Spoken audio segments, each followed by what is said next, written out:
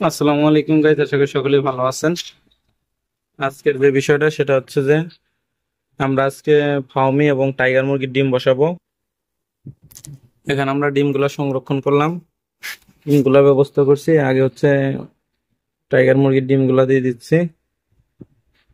বিসমিল্লাহ। একটা তা আমাদের কিন্তু ডিমগুলো আমরা বসায় দিলাম। এখানে টাইগার মুরগির ডিম আছে 11টা, ফার্মি মুরগির ডিম আছে 16টা। আজকের ডেটটা হচ্ছে 26/6/2024।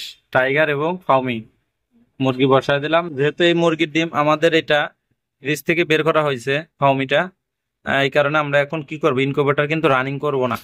ইনকিউবেটরটা রানিং করব 2-4 ঘন্টা পরে, মানে ডিমটা যখন নর্মাল টেম্পারেচারে আসবে। এই ডিমটা সকালে ফ্রিজ থেকে বের করা হয়েছিল, এখন নর্মালে চলে আসছে, সেজন্য এটাও আমরা এইভাবে রেখে দেবো। নর্মাল টেম্পারেচার আসার পরে কিন্তু আমরা ইনকিউবেটরটা রানিং করব।